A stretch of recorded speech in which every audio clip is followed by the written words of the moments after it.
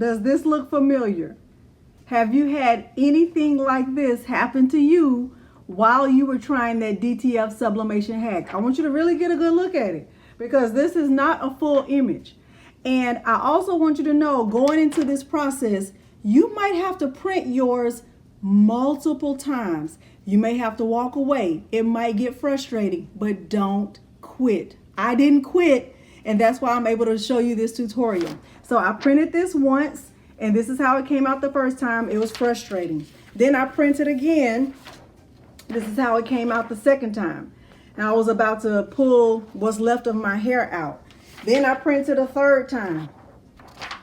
Then I printed a fourth time. And a fifth time. And a sixth time. So some people say, oh, third time's a charm. No, seventh time's a charm. Okay, sometimes it's going to take some effort. It's going to take some wasted materials. But I'm here to help you with that. And hopefully you will end up getting good results. Now, this is the shirt that I was able to do before I did the actual tutorial. And I absolutely love it. At the bottom, it says, "Our family believes in God." Now, I changed the image up a little bit because I felt like it's probably hard to see what that says, even though I know what it says. So I would definitely say be careful about the font that you use and about the image or words that you add to your design if you're planning to do one like this. Hello everyone, and welcome to Cricketing with Delonda. It's me again, Delonda, and thank you so much for joining me today. As you can see, we are doing the DTF sublimation hack again, and this time we are using an image of my family. I have used this image multiple times, so it will look familiar to you if you've been following me for any length of time. So let me say, I was able to get to success. I'm very pleased with it. I ended up having to print the image more than one time because at one point during the tutorial, I thought I was recording and I wasn't. And because I wasn't, I printed the image again. I showed you what it would look like if you were going to use your Cricut Easy Press. Now, this is not my go-to heat press. It's actually not even really considered as a heat press, but it is a heat source. So I will show you all of that. I'll show you the mistakes that I made, and hopefully it will be helpful to you. At any time during this video, if you are finding this information helpful, please consider liking the video, subscribing to my channel, and turning on the bell for notifications because I do upload new content every single week. Now, before we go on to the materials and all of that, let me say, last time I did this process, a lot of you were very concerned about me. Thank you so much. Thankfully, I'm still here. I did not use gloves this time, but I was very careful, and I'm not in an area where my windows are open, but it is very well ventilated in here where I am, so I will say that. But thank you so much for your care and concern, and if you are going to be following this process, make sure you are wearing gloves and that you are in a well ventilated area. Now, without further ado, let's get started. The materials I'm going to use for this project include this red baseball fit shirt that I purchased locally. It is 50% polyester, 25% cotton, and 25% rayon. I'm using this DTF transfer film. This is the same film that I used when I made the gnomes shirt. I will make sure that tutorial is linked below. I'm using this brand of DTF transfer powder, or DTF, yes, transfer powder. It is the Godora brand. This is just a lid that comes with one of those aluminum pans. I'm just using the lid to place the powder in. My printer is an Epson EcoTank 2760 that I have converted to use with sublimation ink. Okay, so now let's head on over to the computer so that I can show you how I got my image and the file that I'm using along with this image. The first thing I'm going to do is go to the designbundles.net website, and I am going to navigate to the Plus membership options to look for files that just say family is everything. And these are the files that came up. I knew I wanted something that would be wide in terms of a file. I didn't want a file that was long or tall. I wanted one that was wide. So I looked at this one. I looked at this one right here, but I ultimately chose this file right here, and I'm just going to add it to my account. I'm going to click confirm, and then I am going to download it. Click download again. I'm looking at my screen and I can see that it is right here at the bottom left of my screen. What I'm going to have to do is click it to unzip it. I have to extract it, and then I'm going to click browse. I'm going to navigate to my documents, and I actually have a design bundles files folder, and I am going to go to my Google Photos.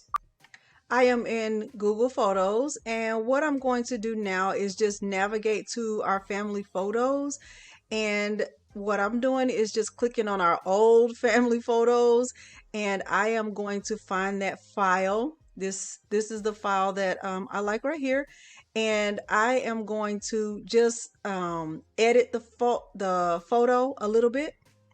Now, when I'm in Google Photos, I have all of these options. I can just keep it as the original file. I can look at auto and just let it automatically change all the color settings. I can kind of just click through and see, which one of these settings I like. I typically go with auto. Sometimes I'll go with Metro. You see that Metro makes it very bright. But I'm looking at it right now and I kind of like the way this one looks. This one is called Honey. I like this one. I think I want to go with this option this time for this photo. So what I want to do now is click done, and then I am going to download the file. So now I know it is being downloaded on my computer. So now let's move on over to Canva. I am on the canva.com website, and the first thing I'm going to do is click on custom size, and I'm going to use this little drop down right here to change my design from pixels to being measured in inches, and the width that I'm using is 11.75 and the height that I'm using is 8.25. I'm going to click create new design. The next thing I'm going to do is upload the photo that I just downloaded from Google Photos. So I'm going to click upload, and I'm going to click upload files, and I am going to get the photo uploaded. It is in my downloads. It is this file right here that just says Innocence. And I'm going to click on the photo. If I click on the photo right here on the left, it will add it to my blank screen on the right. The next thing I'm going to do is click on edit image, and I am going to remove the background. I don't want the photo to have a background at all. And the reason why I'm doing that is because it will allow me more space to resize the photo, because I do want it to be quite big on the shirt. Okay, so there's the photo with the background removed. I'm going to click apply, and then I'm just going to take the corners and just kind of stretch the photo out. My son is very tall, and I have to be careful about making sure that his head is not cut off of the photo when I'm resizing it. Okay, so I have it as big as I can possibly get it without being in jeopardy of cutting anyone off of the photo. Okay. All right. So the next thing I'm going to do is I am going to upload the SVG that I downloaded from Design Bundles. So I'm going to click on upload, and the file is called, it's in my documents folder. It is in my Design Bundles files, and that one was called Family is Everything. So I'm going to select that folder, and I'm going to click the SVG, and I am going to get it uploaded over here. Now, when it comes in, I can see that it's black, and I don't want it to be black. I'm going to change it to white. Okay, and because it's white, What I'm going to do is add just a background behind it. I'm going to click right here where it says lines and shapes, and I'm just going to, the square that comes in is fine. I can change it. I'm going to change it to black just to stay in line with the color scheme of what we're wearing, and I'm going to change the position of that square to go to the back, and then I'm just going to resize it so that it kind of stretches across us like this, and then I will resize the SVG, the one that says family is everything. Okay, I'm going to make this a little bit bigger. Okay, and I think I like it like that. Let me see. I don't want it to be too big, but I do want it to be big enough. Okay, so now I like that. And now, because I don't want this rectangle to be too big, I'm going to just kind of bring it down so that it kind of just meets where the SVG is and that it doesn't overpower the photo. Okay, so I'm going to click it like right there. And now it is centered, and I like that. I think it looks really nice. And if I wanted to change this to red, I could. Let me see what red would look like. I actually like the way that looks, but I'm going to stick with white just to have a cleaner look. And I think that looks really nice. And so now what I'm going to do, and let me look at the black just a little bit and see if I want to just change the transparency of it so it's not too. Oh, I like that a little bit better, so you can still see that, you know, we're behind that. All right, I like the way that looks. So now what I'm going to do is give this a name, and I'm just going to say our family is everything. Okay, and I am going to click share, and then I'm going to click download, and I'm going to choose the transparent background option. I'm going to click download, and what's being downloaded is a PNG. Okay, and then the next thing I'm going to do is go over to Microsoft Word. I am in Microsoft Word and I'm looking at a blank document, and right now the view on my screen is at 100%. The first thing I'm going to do is just stretch these margins out so that I basically have no margin. I don't need a margin actually for this, because I am going to get my image added in here, and it's going to be a little bit bigger than the actual page. Okay, so the next thing I'm going to do, so the first thing I did was stretch my margins. The next thing I'm going to do is go to layout, and I'm going to change the orientation to landscape. So I still don't have any margins, which is perfect. The next thing I'm going to do is change the size of my layout from 8.5 by 11 to the A4, which is 8.2 by 11.7. This part is very important, because if you don't change the size of your paper here, you might get an error when you try to get it printed. So my paper size is A4, which is 8.2 by 11.7. Okay, so the next thing I'm going to do is click insert, and I'm going to insert a picture from this device, and the picture that I'm inserting is the one that I just downloaded that just says our family is everything, and I'm going to click insert. Now when the photo comes in, I can see that it's big, I can see that it's really nice, and it is actually sized pretty much just the way I want it to be. I don't even want it to be any bigger than this. I think this looks amazing. So the next thing I'm going to do is I am going to click File. I'm going to click Print. I'm going to navigate to my Epson EcoTank 2760, and I'm going to choose my printer properties. And because I chose A4, in my document size, I'm going to make sure to choose A4 here also. So where it says document size, mine is already set to A4. If yours is not, there's a little drop down right here on the right, and you just need to make sure you're choosing the size that matches what you've already selected when you were in whatever program you're using. So I'm going to choose A4. I'm choosing landscape. For paper type, I am choosing premium photo paper semi-gloss. This will be different if you have a different printer. For quality, I am choosing high. And for, I didn't make any other changes here. The next thing I did was I went to more options, and my document size is still A4. My output paper is the same as the document size. For my color correction, I am going to choose custom, and I'm going to go to advanced. And then color controls. And for my color controls, I'm going to choose the Adobe RGB, and I'm keeping the gamma at 2.2. I'm going to click OK. For high speed, I'm going to turn that off, and I'm going to turn mirror image on. Okay. The next thing I'm going to do is I'm going to go to the maintenance, and I'm going to go to extended settings.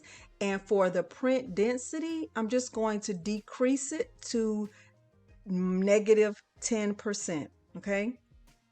So I didn't make any other changes to front, top, front, left, back, top. I didn't make any other changes to this. I'm only changing the print density. I'm going to click OK. I'm going to go back to my more options, and I'm going to just double check that I have mirror image on. I'm going to go back to my main page, and I'm going to select print preview because I want to see this before it prints out. Okay.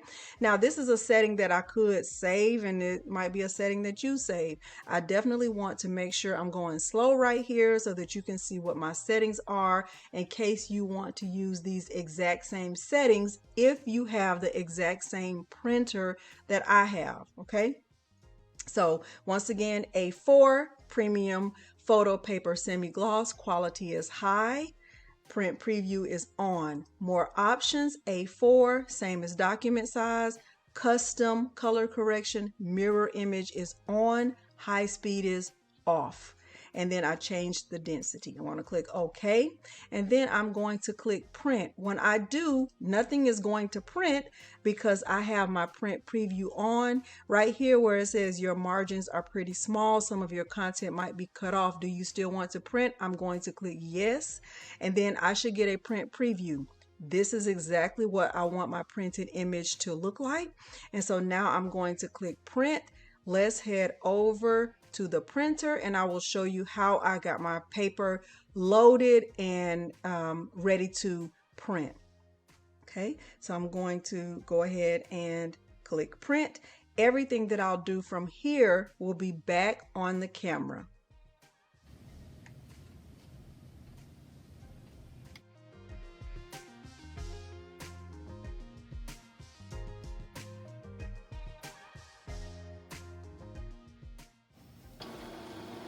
Okay, I have my printed image, and what I'm going to do now is put the image in this tray. You can see the image is a full size. I don't have any roller marks or anything like that. I'm going to put it in this tray, and I'm going to very carefully add some of this powder. I don't have on any gloves, but if you have a pair of gloves, please wear gloves.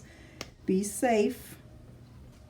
I'm going to use the scooper, and I'm going to sprinkle this powder very liberally all over the image. I sprinkle a lot. I go heavy with it. Some people don't. This is just what has worked for me.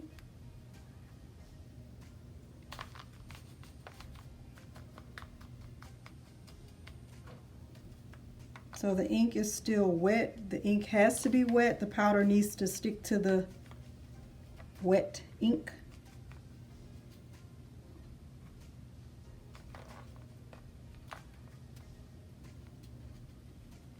You want to make sure it's coated very nicely. And then I'm just going to pick it up carefully, kind of just roll it back and forth, make sure that it's on the image. I actually had to print this twice because I printed it the first time and I was just recording and I had already put the powder on and everything. And then I realized it wasn't recording, so I had to print this twice. So I will press it twice. I'll press it one time on 100% cotton. So right here, I am just going over this process again with my second printed image. The other image that I printed first is sitting on the plate of my heat press, and it's been there for about a minute or so. Actually, I'm going to put this one under my Cricut Easy Press and show you how to use your Easy Press if you don't have a big heat press. And I will show you my other image, the one that I printed the first time. So this was the first one. That's what the image looks like. Now I'm concerned because my son has a lot of powder by his head, but we'll see how that all works out. So now I'm going to press this on this shirt. This is the polyester blend, and then we'll do the press again from the Cricut Easy Press. First, let's fold the shirt in half and do a quick pre-press. Now I will get the shirt opened up and placed back on the heat press. I will come down about 3 finger lengths and I'll get the image placed on the shirt. I am going to add 2 pieces of heat resistant tape on both sides and a Teflon sheet, and I will press this on 385 degrees for 40 seconds. Now I am going to remove this from the heat press. I'm not going to press it twice. I'm going to move it to my table and I will do a cold peel. Before we peel the first image, let's see what this process will look like from a Cricut Easy Press. I am just letting the heat hover over the image to make sure the powder is completely dry. I would do this for approximately a minute or so. Now that I'm sure the powder is completely dry, I will grab my shirt. This shirt is 100% cotton. I will do a pre-press and add a crease. I will do a quick crease and remove the moisture at the same time. Now I will open the shirt up and come down about 3 finger lengths. I will get the shirt as centered as I can using Peter as the center. I will add some heat resistant tape and I will press this on 385 degrees for 50 seconds.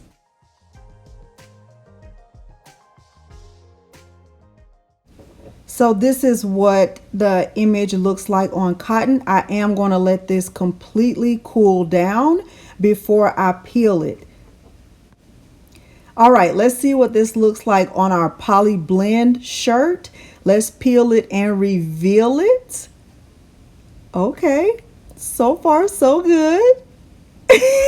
You already know I'm going to say I love it. I love it. Let's look at it closer and see if we really do love it. I'm picking it up right here and just kind of doing a double take. Let's stretch it and see how it stretches. I'm very impressed with this. I love it. I really, really love it. It has a very soft feel and the ink did not bleed through. Now let's look at this cotton shirt. I was concerned about those streaks right there on the side, but let's go ahead and peel it and reveal it. When I look at it, I was like, okay, yes. And then I realized I did not get good firm pressure right there in the middle. I even considered pressing it again, but I knew it wouldn't make a difference.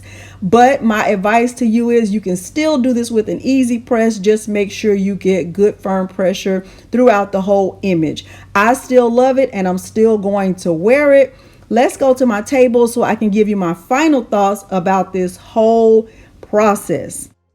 Okay, so this is the finished product. As you already know, I'm going to say I love it. I love the way this turned out. This is the one that I did off camera in preparation for this tutorial. I also love this one. I haven't worn shirts like this before, but I'm definitely going to be wearing these, so you'll see these. Now this one, it wasn't a 100% success, but I would say about 85%. 85%, I will give it a good 85%. I did not give good pressure right there in the middle, but that is a user error. So if you're going to be making yours on 100% cotton and you're using the Cricut Easy Press, I would definitely say give it good firm pressure.